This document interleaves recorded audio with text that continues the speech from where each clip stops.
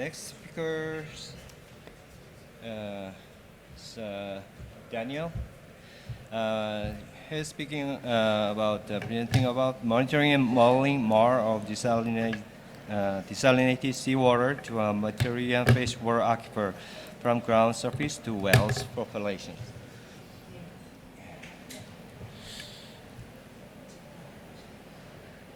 By the way, do we have Morales from Spain here? Morales? No.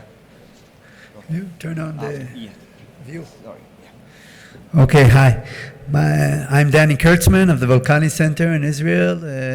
Before I start, I would like to thank my co-authors, Yoram Katz from Mekorot, Israel National Water Company, and especially Yonatan Ganot, now at the University of California, Davis. He was a PhD student under my supervision, and what I'm showing here is basically his work. So I'm talking about MAR of desalinated seawater. So, oh, red one. Back. Okay, so a few words on desalinating seawater in the world. So I'm happy to inform you the humankind is now close to a capacity of 100 million cubic meters desalinated seawater per day. And as you can see from this figure, the big boost is since 2005. And here in the inset, you can see the method of desalination. So most of the increase is not with the old distillation method, but the increase is in the reverse osmosis method. And a great part of this growth is in non-arid regions where the desalinated seawater became a significant component of otherwise freshwater supply. And Israel is a good example for that. Since 2005, 5 very large seawater desalination plants started to operate on the Israeli Mediterranean coast. And they produce now about 600 million cubic meters per year, which is about 40% of the freshwater supply. And there are plans to even be the most significant source of freshwater in the country. My talk is about this Hadera desalination plant and its connection to the national grid or national carrier of water supply. Sometimes we cannot distribute all this water from this desalination plant, and for some reasons we don't want to stop or to decrease the production, so we put some of it in the aquifer. Hydrogeologically, we're talking about what's called the coastal Israeli aquifer, and on the surface there are sand dunes here in the northern part. It's about half the way between Tel Aviv and Haifa. And if we go zoom in more, this is the desalination plant here. This is the line. It's a large line, 80-inch line between the desalination plant and 10 kilometers to the east to the national water carrier. And in between, about 3 or 4 kilometers from the coast, we see these managed aquifer recharge system, which was built in the 1960s or the late 1960s, 1970s, where we convert water from about there, where we have a lot of surface runoff during the winter, and we put it in a 16-kilometer channel, first to a settling pond and then to 3 infiltration ponds. So when this big line was constructed, a short line was added to it. So if we have problems and we cannot distribute all the water, we can pour it to the infiltration pond here. And this is how it looks when it's poured. So this is the short pipe I just showed you before, 50-inch pipe.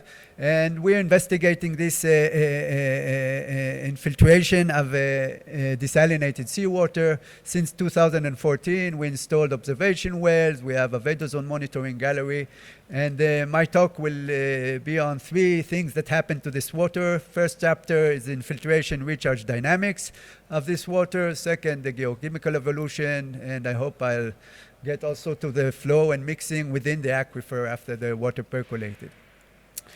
So we start in the infiltration. We measured infiltration in various ways, but what I want to show you is the estimate of the entire pond, 10 hectare infiltration rate. So when the pond is dry, so when discharge is stopped, so we can, from the slope, calculate the average infiltration rate. So we see when the pond is dry, it's about 10, and when it's wet and everything is saturated, it's in the area of 0.5. We did this also with the small single rings, and the average numbers you see are about the same. And we have some indication also from the Vadozone monitoring gallery. So this is water content advancing the wetting front. You see from 0.3 meters to 3 meters depth in about 1 hour, and then the drying front the same way is about 6 days, and we can calculate also estimation.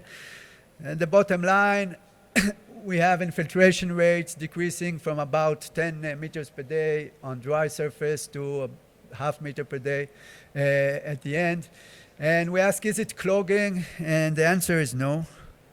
We also tested that in the lab, but more important, we can actually estimate the final rate of infiltration just from the log of the wells we drilled in the soil.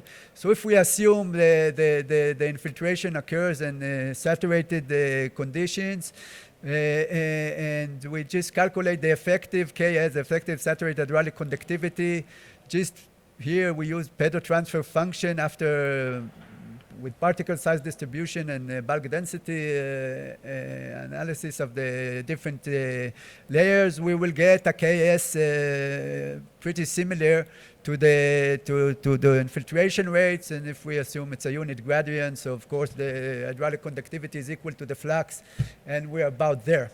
So this is a steady state model. It can show us what will be the steady state infiltration rate at different depths. But of course, we were interested also in the beginning where what was before unsaturated zone is still not saturated. At the end, what happens after infiltration. So we calibrated a transient Hydrus 1D model, which was what's nice in this model. We have both the bottom boundary condition constrained to measurements in the well, and the top boundary condition constrained to pressure measurements in the pond. And we calibrated it not to the local, very local, near the well conditions, but to the entire infiltration or the average infiltration of the entire 10 hectare. So we only have 5 points of calibration for this case. And as you can see, so this dashed line is the infiltration model, and the red line is the recharge model. Okay, so after about a week, in this case, the recharge is equal to infiltration, and the entire what was unsaturated is relatively saturated. Then here infiltration stops, and of course recharge continues for a few months, especially most of it in the first months. So if you want to read more about these dynamics, Ganot and al. 2017 at HESS, and this is a validation. So we calibrated to the 2015 event, and we validated with the model with the 2016 infiltration event, which was very different, very chaotic, as you see. But the calibration shows a relatively good fit. And if we move on to the geochemical chapter, we're interested what happens to the water here. So first we start with the sediment. The sediment, what can it give us? So as you see, it contains some calcite, especially in the top 4 meters. Within the sand, we have some carbonate, and down after 15 meters, we have calcareous sandstone, so it's rich with carbonate. And well, it's not very clay, but there is some cation exchange capacity, and especially calcium is an exchangeable cation. Most of the exchangeable cation, this is a logarithmic scale up here, and the second one is magnesium. Why is this interesting? Because let's move to the water. So the desalinated water are, as you see, a calcium carbonatic water. Why is that? Because The post-treatment of desalination plants in Israel is dissolution of limestone into the water to increase the buffer capacity and the calcium to avoid erosion in the pipes. So this is what we have. And what's interesting about this water, the isotopic are the same as the isotopic signature of the Mediterranean Sea. So we have a positive +10, let's say, deuterium. Now, the ambient groundwater are also generally calcium carbonatic, but much more richer, higher TDS, as you see, and they contain magnesium. Oh, the most important thing, the desalinated water do not contain hardly any magnesium, maybe 0.2 milligram per liter, we say it's zero. And this is a health concern in Israel, and we're thinking about the magnesium a lot when we're thinking about the desalinated water. Third type of water is the water that we obtain here from the shallow aquifer under the infiltration pond. Isotopically very similar, as you see. This is desalinated water. Gain some magnesium, gain some sodium, gain some bicarbonate, so there is some reactions. And if we look on our Vedozone monitoring gallery, this is 3-meter depth. We have suction cups here, but we can only take out water from the pore volumes only when there's an event of infiltration, because it's pretty sandy here. So you see here 3 profiles of magnesium. So this one is the first, second, and fourth. We see increase with magnesium with depth and decrease with time. So it's like a column that is being used. And calcium, it's a little hard to see. We see a decrease in calcium. Here you can see it better. The black are calcium. They all decrease with depth, and the red are magnesium. They are increased with depth. So it looks like a cation exchange process. And remember this trend of increase with magnesium with depth, but decreasing with time in the profile. So we wanted to model it for the entire unsaturated zone. So we used AnsatChem. It's a reactive transport model together, which links with the flow model of Hydeus. And we modeled the cation exchange and dissolution precipitation of calcite. So here you can see profiles after 5 years, 10 years, 25 years, and the green one, 50 years of desalination, managed aquifer recharge of desalinated seawater at the same rates that they had in 2015. And if you remember the 3 meters profile, we have the same trend here after 50 years for the entire unsaturated zones for the 25 meters. We also modeled what can we use the MAR treatment also here as a soil aquifer treatment. We modeled the water that didn't go enrichment with calcite in the plant. And the results show that would be easy, and it's much cheaper, especially environmentally, to bring the water here to the rock, and not the rock to the water. And after 50 years, only the top 3 meters calcite will be used, and the same here. So this is possible. The addition of 2 to 3 milligrams per liter magnesium through cation exchange will occur also with the non-post-treated post-water, because first they will take the calcium from the rock and then they will exchange with the magnesium further. But it's much less sustainable, and as you see here, the small concentrations of magnesium are decreasing, and it's only sustainable, let's say, for a few decades.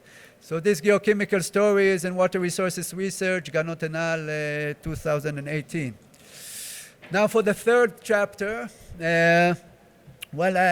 מקורות hydrogeologist modeler, Yoram Katz, he likes to do the models near the sea. He likes not to put the boundary condition on the coast, but 1 kilometer into the coast.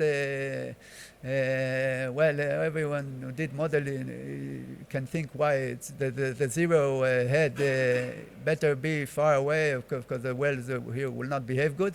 But as you see here, we have some parameters. So the injected desalinated seawater in the aquifer here has the same parameter like the seawater. So what is it? You don't listen to the lecture. Okay, I talked about it.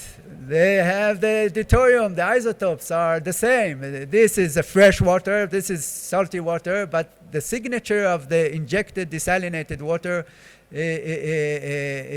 isotopic signature is about the same. So in the area of +10 for desalinated seawater, and the ambient groundwater is -20. So this we had this idea. So we do after we have the flow model, we do a transport model of deuterium, and then we see the mixing in the aquifer. How much time do I have more? 10 minutes. Huh? 10 minutes. Ah, so I went too fast. Okay. So as you see here, we have some deuterium from 2 wells. This up gradient, this is the pond where we inject desalinated seawater. And this is a down gradient well, number 6. So as you see, we started doing this in 2014, and the down gradient well, we see the isotopic going up, and it went even more. We have more data now from 2017. And the up gradient went down and stable. So we see the isotope follows the natural. Of course, the natural flow here is from right to left to the west on the coast. So this is the model. After 3 years of infiltration, this is a snapshot of the model, of the top layer of the model in December 2017. So you see, the desalinated water just arrived to the closest well. Well, there's also this well pumped from much deeper, so it's about, let's say this well is 500 meters horizontally, but also there's about 60, 70 meters vertically difference. So whatever is white is above -20. We didn't show. So this is the plume, and we'll show transections. So you see the northern. This is the southern one in the top. So you see, this is the yellow line is the perforation of the wells, and this is our OA, is our observation well in the pond. So it's totally 100% desalinated water, as you saw before. The water characteristics are desalinated. A few and the M6 well is just on the verge of getting desalinated water, and in the more southern, in the northern cross section, the same M2, and M4 still didn't get desalinated water at this time. And so we did the same for 50 years of desalination, and in the next 10 years, the closed well M6 and M2 will be totally in the plume of the desalinated water. Of course, I already can tell you this is not right, because we had a lot of rain this year, and there's a lot of fresh natural water we infiltrated here, so there's a mess. But this was done in the beginning of 2018. What's interesting to see the well M4 here, which is on the verge. It will get to a steady state after 20 years, which is have 60% desalinated water or 70%, and the rest will be the natural water. Okay, and this is also was published. Sorry, this is a mistake. 2018 in hydrology in HESS. So I will conclude the dynamic of infiltration of clear water in wide ponds is dominantly by the low permeability layers in the deep unsaturated zone rather than clogging.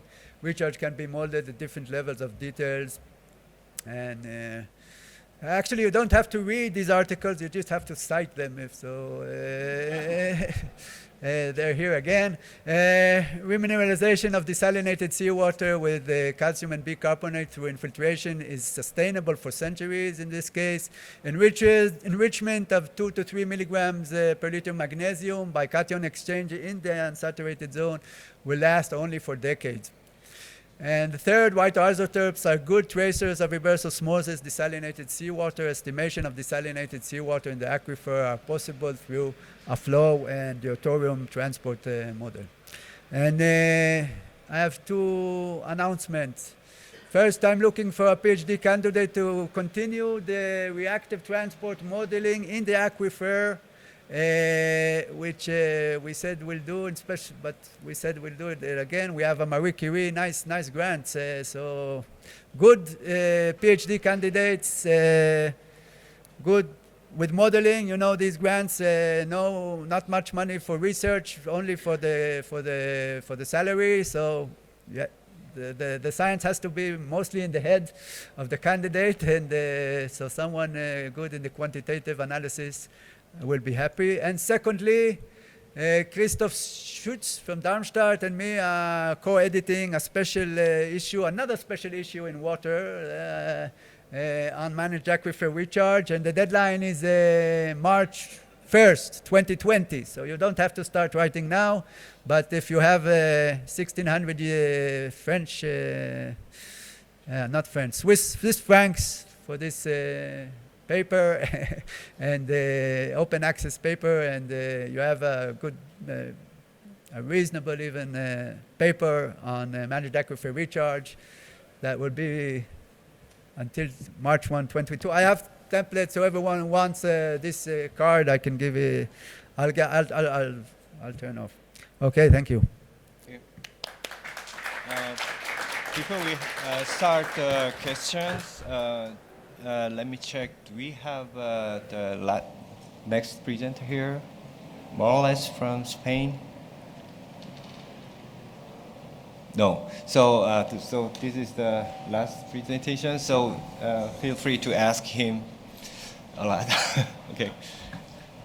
All right, nice talk. In the end, you want to reuse the water. You want to abstract it for drinking water supply. Yeah, sure. Is the hardness that is achieved naturally, is that like optimal? Just a minute. Or is there a way to control it? I don't know, is there some control with CO2 that you can dissolve more or less? Okay, I didn't show, but we have many abstraction wells surrounding these, the blue points, these ones, this well 9, well 6 I just talked about. These are all abstraction wells that abstract the recharge water. This is a very, very successful MAR operation we have here for many years. We have standards for desalinated seawater. That is 32 milligram per liter calcium and 80, but they do usually 100 milligram per liter bicarbonate. This is it's less than the natural water here. It's good enough, and it's in the pH. The pH is usually close to 8, so the water are more on the precipitating side of the calcium carbonate and not on the now. We said this costs a lot of money. It costs, especially environmentally. It's for these desalination plants, it's 2 trucks of limestone, crushed limestone from usually from more than 100 kilometers. This is a lot of acid to dissolute it. And this way, if they would produce water without this post-treatment, the calcite will be diluted during the percolation. Without acids, without trucks. The thing is, of course, the capacity of is not the full capacity of the plant. So we can't treat all the water that is produced here with this. It's much less.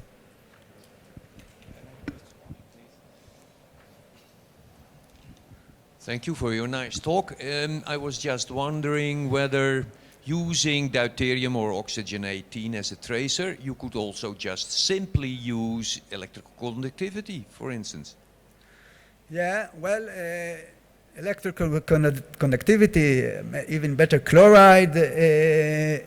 We tried. They're reasonable tracers. Yeah, it's good, but not as and what's they're not. The signature is totally new. It's like a tracer experiment we started here because this water is new and chloride.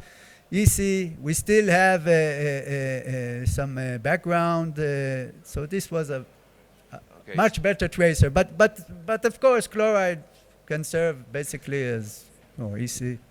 Okay, then my second question is on strontium. Strontium. You considered magnesium. There is hardly any magnesium in the desalinated water. Yeah. Does that also hold for strontium?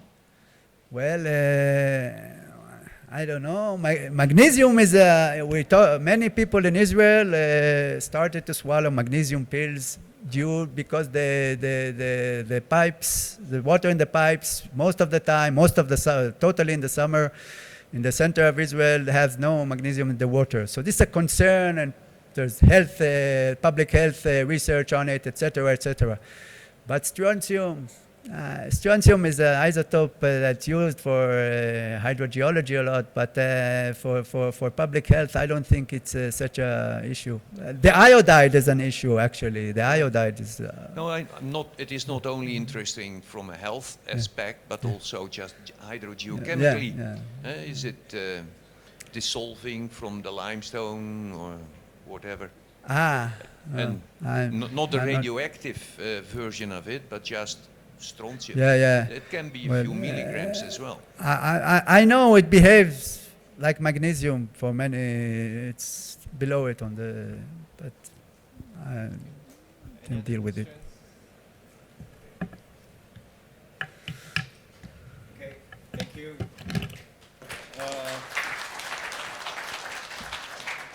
We started 20 minutes later and we finished on time. So we have now we are having a coffee times. Thanks for coming here. Thanks for our presentation. I'm sorry for to give you not enough time at the first presenter here. Thank you. Thank you all.